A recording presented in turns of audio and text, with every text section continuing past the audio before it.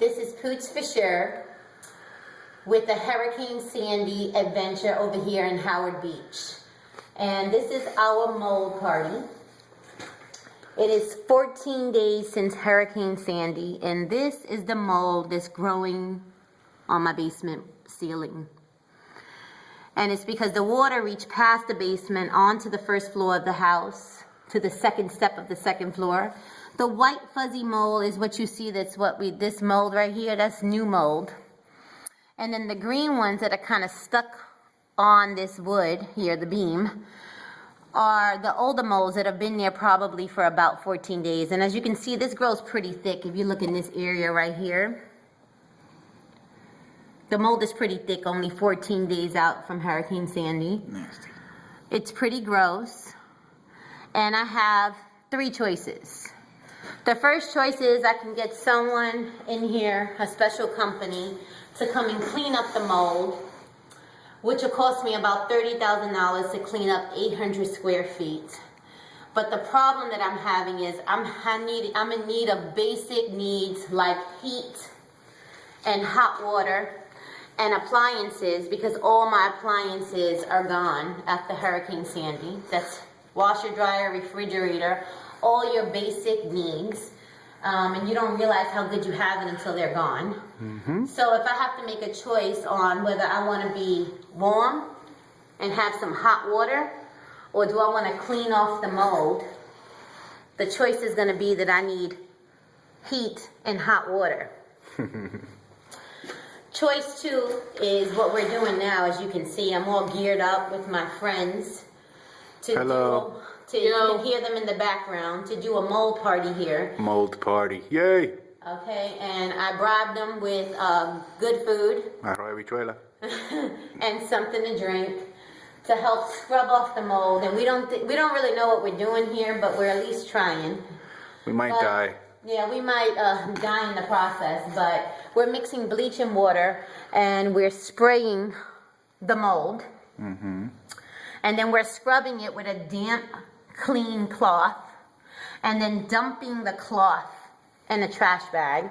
And we have on masks and gloves to do this. Not the proper masks. Okay, because we need to look for them and find them, but this is all we can find now. And we need to get goggles. We also realize we're in need of goggles because as I'm scrubbing the mold off of the beams, pieces of wood are falling into your eye.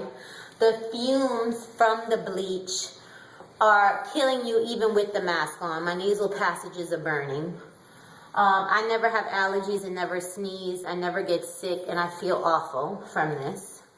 But I'm either going to do choice number 1, where I don't have $30,000, or choice number 2, try to do something about it, or choice number 3 is go upstairs and pretend like nothing's happening in my basement. And let Hurricane Sandy take me down. And again, this is only 14 days out, and the mold is pretty thick. I would say it's about a ½ inch thick. How long does it take for it to grow? 48 hours. 48 hours for it to grow, just to start growing. And as you can see, 14 days out, this is again, it's pretty thick. If we don't scrub this off, this is gonna grow into black mold, take over the house, and then you're going to be paying for property with a mortgage. It's almost $5,000, which is never going to go away. So you're either going to try to stop the mold, or you're going to let it take over. So I can show you now, walk through this basement, as you can see here, some of the areas. And you have to bend down in Howard Beach because we're by the water. So basement levels are actually quite low. So you can actually get hurt doing this too, because we've hit our head 1,000 times on these beams. I have a scar. My poor boyfriend has a scar to prove it.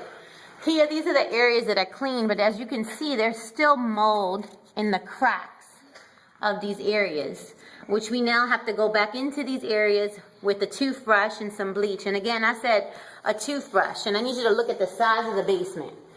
So a toothbrush with the size of the basement is going to take hours of manpower. And who wants to volunteer to scrub mold out of your basement? We do. One person. Not very many people want to volunteer for this. And it's funny because something after a tragedy like this, you really see who is here for you.